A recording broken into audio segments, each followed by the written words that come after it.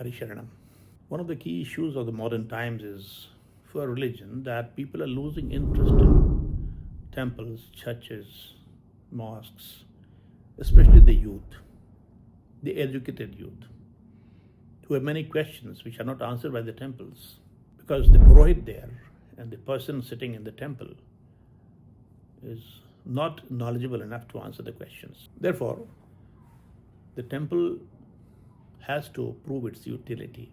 Hindu temples have got some deities, idols of some deities in them, and people usually come to have a darshan of them, to have a vision, to a view of them.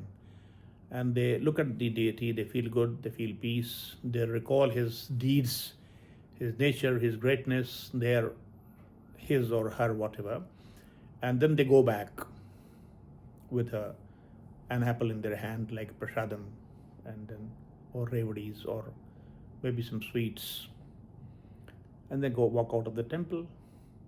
If they were a dishonest person, they would also go out of the temple a dishonest person. No modification. And they go for years and decades to the temple and remain the same person. Then what's the utility of going to the temple? Some people say that by going to temple, you put your problems before the deity, and often that problem is solved by them. Yes, it may be true to some extent. Not all problems of everybody are solved in any temple or any mosque or any church. One has to work for it, the solution. So the issue is that the complaint that people are not coming to the churches or the temples is a widespread complaint. And I came to the UK less than 2 months ago. Now I am in the New York, USA. And I was called to help design the programs of a temple called Dartford Temple in London. When I went to the temple, I saw it was built in a church. I asked, how come you have built this temple in a church? They said that churches are available for sale more easily. And churches have passed through all the regulations that are needed for a religious place. So if you buy a church, those regulations and those permissions have not been obtained again. Therefore, it's best to buy a church and convert it into a temple. And since labor is very expensive in the UK, we don't demolish the church and start our temple in the church itself with the same structure. We establish the idols there and the pictures of deities. But it is a message. Why are the churches being sold? Because people are not coming to the churches anymore in good numbers, and it's difficult for them to maintain the buildings and to carry on with the same institution without enough revenue. Therefore, they prefer to sell the churches to gurudwaras, to mosques, to temples. And so in London, you will find most of the gurudwaras and mosques and temples being built in the building of a church. So Dartford building, a new church, Hindu temple Dartford, is also being established in a church building. I said building is not very important. You may continue with the church building, but you have to create a temple which delivers. Delivers what? Why do the people go to temples or any religious place for that matter? To get some peace there. They have good feelings there. They feel sometimes ennobled. But that's not enough, which is evident from the fact that even in the temples, they are complaining that not enough people are coming. The same complaint is there in India also, where I have gone to many temples, barring a few which are very famous. Other temples are just without any footfall, very little footfall. It makes it difficult for them, the priests and the management, to maintain the temples. So the question that was raised for me was how to encourage greater footfall in the temple. I said that this can only be done when it becomes useful to them. They said, useful in what manner? We have kept the idols or the pictures, and this is what a temple is all about. What else can we do? I said, no, this is not the temple of the real kind. You have to do more, much more than this. What?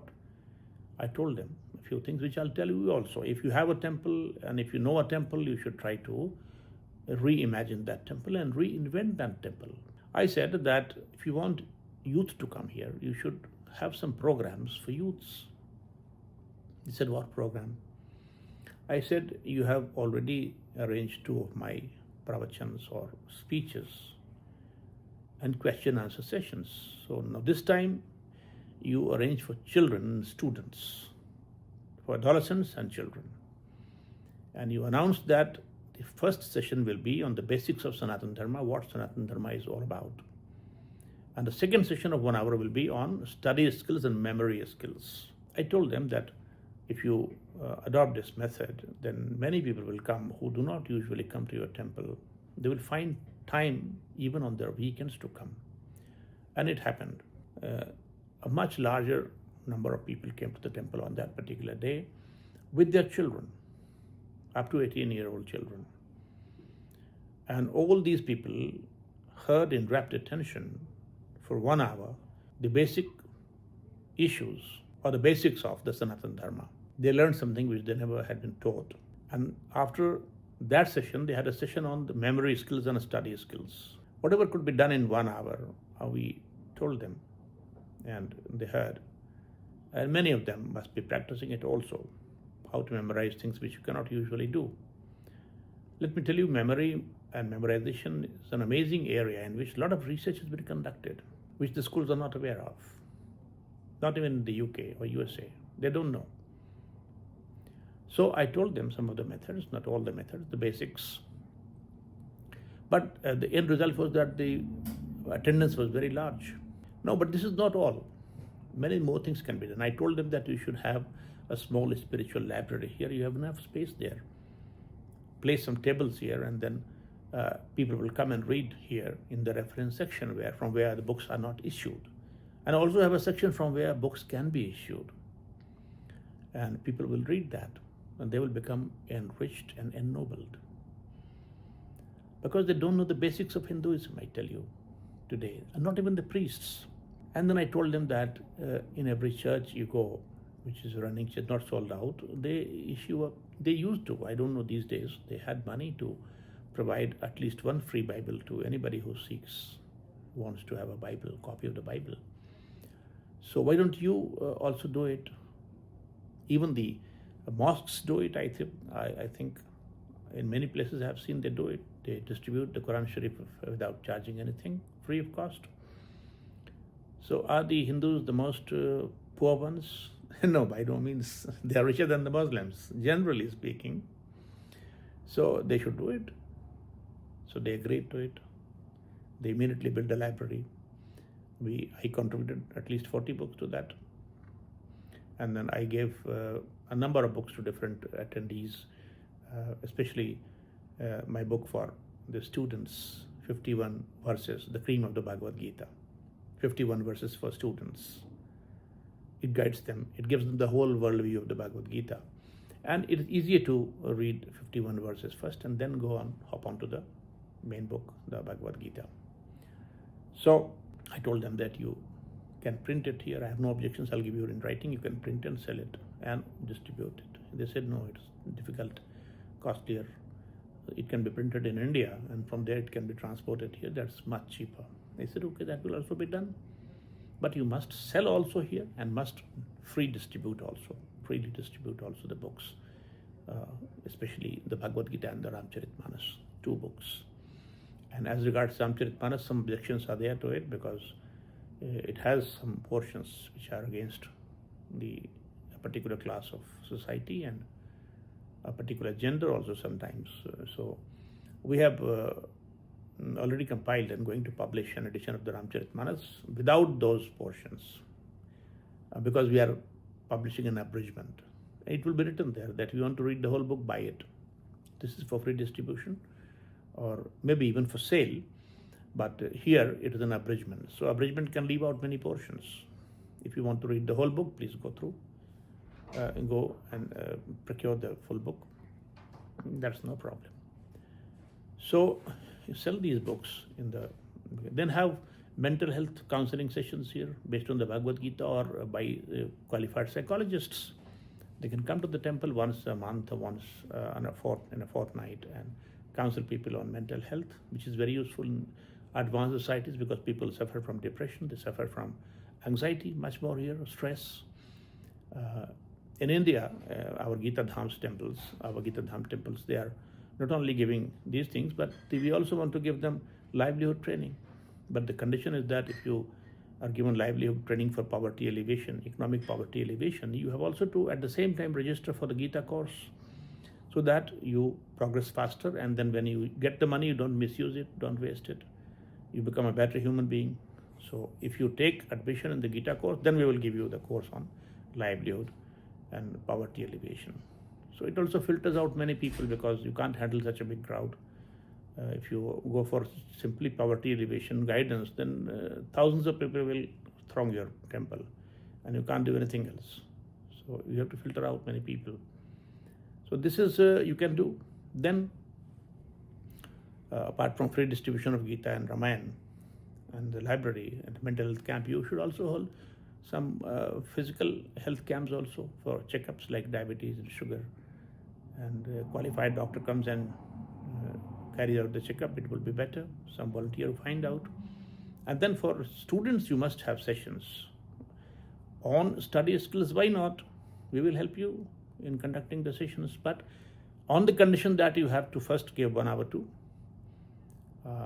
issues relating to Sanatan Dharma, the basics of the advanced things on Sanatan Dharma. So they learn both and they need both. So why to deprive them of the knowledge? Let them have that knowledge also, study skills and academic skills.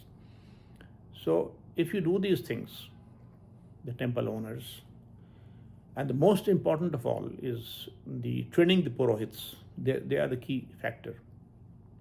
Purohits means the person who carries out the worship activities. But what we usually have in the temples is a Purohit. Purohit means one who performs the Karma Kanda, the Yajna, or Satyanarayan Katha, or Ram Kalyanam, which means Ram Vivaha. So Satyanarayan Katha, these things are done by the priests. They are not dharmacharyas. See, there are 3 layers. One is the priest for Karma Kanda, rituals. The second is dharmacharya, one who knows about the scriptures, the knowledge of the scriptures who has. He transmits the knowledge of the scriptures. What is wrong, what is right, what is dharmic, what is not dharmic, what is righteous, what is unrighteous. And then on top of all these is the Adhyatmacharya, who knows the moksha vidya, the science of liberation from the cycle of birth and death. That's called nirvana also and moksha also in the Bhagavad Gita. Elsewhere also. So what is moksha like? How many kinds of mokshas are there? Then what are the paths to moksha? It is not a very difficult area as far as knowledge is concerned. A boy of class 8 or girl of class 8 with the average IQ, he or she can understand the whole moksha vidya, and she or he may not practice it. That's a difficult thing, or maybe not so difficult, but people not willing cannot find it easy. And that is not something very esoteric, by the way. This is Bhakti Yoga, is a moksha vidya, moksha patha, Bhakti Yoga, Jnana Yoga, Karma Yoga, Dhyana Yoga, Ishwar Dhyanastha Dehatyaga Yoga, Sharanagati Yoga, Paropkara Yoga, Gita Jnana Prasara Yoga. These are all paths to liberation. So having a theoretical knowledge or acquiring theoretical knowledge by the priests is not difficult. Even by the devotees is not difficult. There should be somebody who is classified and put things in order and can give them the PDF or the book on this, and then they can the people can answer the questions raised by the priests. So I told them that best thing to do in the UK or the USA is that you create a chain of a network of the priests, and if such network exists already and they are willing, then we can hold a session every day 1 hour, and 30 days it will take 30 days to make them aware of the whole science of liberation in brief, and then they can be given material to study further and to practice further. Now this does not mean that they have become eligible to attain moksha or nirvana, but they will have the knowledge of it, theoretical knowledge of it, and then if they practice in life, they will of course attain moksha. Why not? So the first step is getting the knowledge of it. Second stage is practicing it. If the devotees are not aware, if the priest is not aware of what moksha vidya is and what are the paths to liberation or moksha, how do they transmit it to people? And when the people come, many of them will be very pleased to know that, yes, we heard about moksha, liberation, and here is a person who is giving us the knowledge with scriptural evidence. Then they will practice it also. And Who knows? Maybe thousands of people, hundreds of people can attain moksha. It will be great punya for you, great boon for you. So this is the way you should reinvent and reimagine a temple. If you do that, then people will not refrain from coming to the temple. They will find, all sections will be finding it useful. Children, adolescents, youth, and what to speak of the old people and the middle-aged people. Hari Sharanam.